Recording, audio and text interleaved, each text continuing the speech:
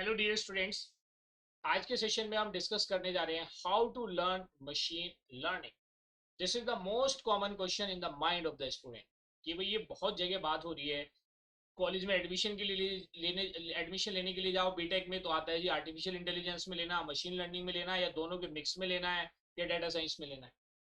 लेकिन ये machine learning basically कैसे हम स्टडी करेंगे ये भी तो हमें समझ में आना चाहिए। या कोई स्टूडेंट है वो चाहता है कि भाई हाँ मशीन लर्निंग की जॉब काफ़ी सारी मार्केट में आ रही हैं और लग रहा है कि आर्टिफिशियल इंटेलिजेंस मशीन लर्निंग, आपने अगर प्रीवियस सेशन वॉच किया होगा तो उसमें मैंने बताया था कि मशीन लर्निंग क्या है, और नहीं किया तो आप उसको वॉच कर लेना।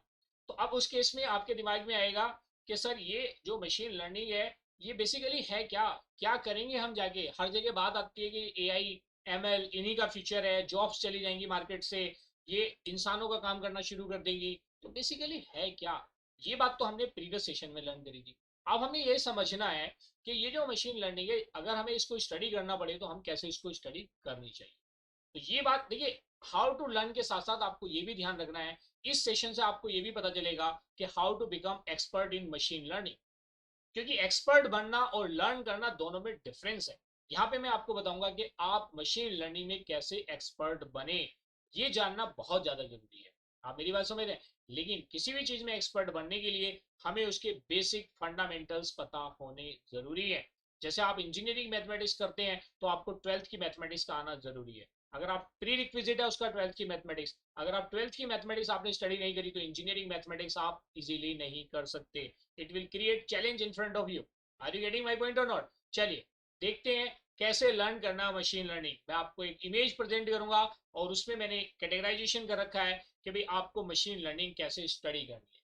बच्चे क्या मिस्टेक करते हैं जब मशीन लर्निंग की बात आती है, वो सोचते हैं कि हमने पाइथन प्रोग्रामिंग कर ली और मशीन लर्निंग हो गया, या पाइथन प्रोग्रामिंग करके डायरेक्ट मशीन लर्निंग करना शुरू कर देते हैं।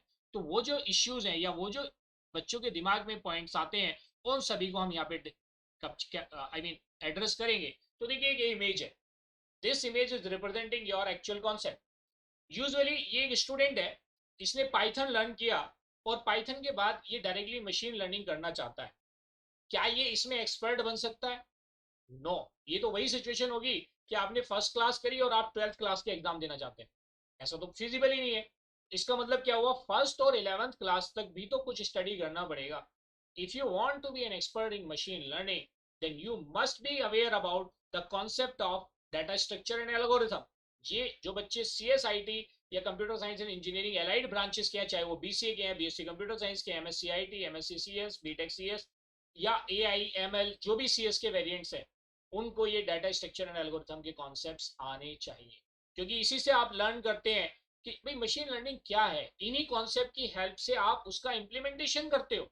इवन अगर आप पाइथन भी स्टडी करते हो तो पाइथन तो एक प्रोग्रामिंग लैंग्वेज है, और प्रोग्रामिंग लैंग्वेज में आप डाटा स्ट्रक्चर एल्गोरिथम के कॉन्सेप्ट को क्या करते हो, इंप्लीमेंट करते हो। इसलिए पाइथन पहले आपने स्टडी करा, फिर डाटा स्ट्रक्चर एंड एल्गोरिथम में आपने देखा कि भाई क्या क्या अप्रोचेज होती हैं एल्गोरिथम की, चाहे वो डिवाइड एंड कॉन्कर हो, या ग्रीडी अप्रोच हो, या branch and bound etcetera. Data structure के अंदर आप देखते हो चाहे वो स्टैक है, क्यू है, ग्राफ है, ट्रीज है, various form of data structures आपके पास अवेलेबल है। तो आपको पता होने चाहिए कि भाई और डाटा स्ट्रक्चर क्या करता है, भाई हम डाटा को कैसे ऑर्गेनाइज करें in a computer system so that it can be access in a faster way. भाई हमारा ऑब्जेक्टिव जो है कि भाई अपने सिस्टम्स को रेस्पॉन्सिव बनाना है। उसके बाद डाटा स्ट्रक्चर एल्गोरिथम के कॉन्सेप्ट आ गए। Then you must be aware about the concept of problem solving. भाई प्रॉब्लम सॉल्विंग के कॉन्सेप्ट के लिए आपको क्या आना चाहिए। प्रॉब्लम सॉल्विंग के कॉन्सेप्ट्स को, जैसे प्रॉब्लम सॉल्विंग के कॉन्सेप्ट में एल्गोरिथम या फ्लो चार्ट या pseudo code, these are the you can say part of the problem solving. वैसे आज की डेट में अगर आप देखें तो प्रॉब्लम सॉल्विंग को हम मान के चलते हैं कि आपकी एप्टीट्यूड स्किल्स अच्छी होनी चाहिए।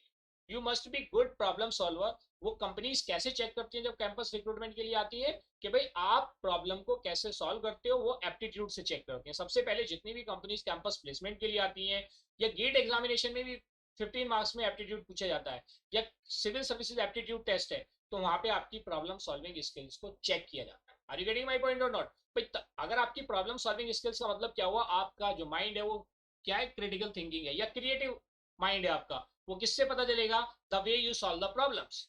अगर आपको ये कॉन्सेप्ट्स क्लियर है then you must be aware about the discrete structure concepts. तो डिस्क्रीट स्ट्रक्चर्स में जैसे आप प्रोपोजिशनल लॉजिक स्टडी करते हो, तो आप प्रोपोजिशन लॉजिक की हेल्प से क्या करते हो, जो भी थ्योरेटिकल स्टेटमेंट्स हैं, थ्योरेटिकल आइडियाज हैं, आप उन्हें सिंबॉलिक फॉर्म में रिप्रेजेंट करते हो, चाहे वो फर्स्ट ऑर्डर प्रेडिकेट लॉजिक हो या सेकंड ऑर्डर प्रेडिकेट लॉजिक हो। फिर उसी के बेस पे आप, जैसे कुछ प्रोग्रामिंग लैंग्वेज है लाइक लिस्प वगैरह जो आर्टिफिशियल इंटेलिजेंस के लिए हम यूज करते हैं, वहां पे इसका इंप्लीमेंटेशन। तो डिस्क्रीट स्ट्रक्चर के कॉन्सेप्ट्स भी आपको क्लियर होना जरूरी है भाई। डिस्क्रीट स्ट्रक्चर में सेट, सबसेट, यूनियन, जो आप डिफरेंट ऑपरेशन स्टडी करते हैं, चाहे एसोसिएटिविटी या commutative law, identity law, inverse, या ग्रुप्स की स्टोरी आप स्टडी करते हो, सेट, पॉसेट या रिंग, फील्ड, तो वो कहीं ना कहीं उसके बेसिक कॉन्सेप्ट्स आपके क्लियर होने चाहिए। इसके बाद जो कैलकुलस है, it plays vital role. Calculus के भी बेसिक फंडामेंटल्स आपके क्लियर होने चाहिए, चाहे वो डिफरेंशियल कैलकुलस है या इंटीग्रल कैलकुलस है। और ये सारे जो भी इंजीनियरिंग के स्टूडेंट हैं या C S I T allied के ब्रांचेज वो सारे स्टूडेंट इन सब चीजों को स्टडी करते हैं। फिर कॉन्सेप्ट आता है स्टैटिस्टिक का। तो देखिए, अब बच्चा क्या कहता है, मशीन लर्निंग में एक्सपर्ट होना चाहता है लेकिन स्टैटिस्टिक्स से दूर भागता है। बेटा, स्टैटिस्टिक्स अगर आपको आती है then you can easily become expert in machine learning. चाहे वो स्टैटिस्टिक्स में आप स्टडी करें, प्रोबेबिलिटी एंड डिस्ट्रीब्यूशन की स्टडी करें, चाहे स्टैटिस्टिक्स में आप बेसिक कॉन्सेप्ट स्टडी करें related to regression analysis, and there are many other statistical techniques. अगर हो सकता है अपकमिंग सेशन में आपको कुछ टेक्निक्स बताई भी जाएंगे, भाई ये स्टैटिस्टिकल टेक्निक्स ये है, तब जाके आप मशीन लर्निंग के पास आते हैं। Are you getting my point? If you want to become an expert, don't switch from Python to direct machine learning. आप मेरी बात समझ रहे हो? तो इसीलिए अगर आप देखेंगे, अगर आप एक्सपर्ट बनना चाहते हो तो इन सभी सब्जेक्ट में आपको अच्छी अंडरस्टैंडिंग होना मैंडेटरी है। अगर इनकी अंडरस्टैंडिंग, देखिए अगर मशीन लर्निंग तो अपने आप आ गया, अगर आप इस पाइथन से लेके, अगर आप पाइथन को फॉलो करते करते अगर आप स्टैटिस्टिक तक आपको अच्छा आता है, then you are expert in machine learning. Are you getting my point or not? जब आप मशीन लर्निंग करेंगे तो आप देखेंगे इन्हीं सब का तो इम्प्लीमेंटेशन आप पाइथन से कर रहे हैं। So this is all about how to learn machine learning. Is it clear to everybody, dear student? So I am very much sure कि इस सेशन के बाद आपको समझ में आ गया होगा कि हमें मशीन लर्निंग को कैसे स्टडी करना है। तो डियर स्टूडेंट, आप don't forget to share and subscribe WiFi Helpnet channel, जिससे अदर स्टूडेंट भी बेनिफिट ले सके।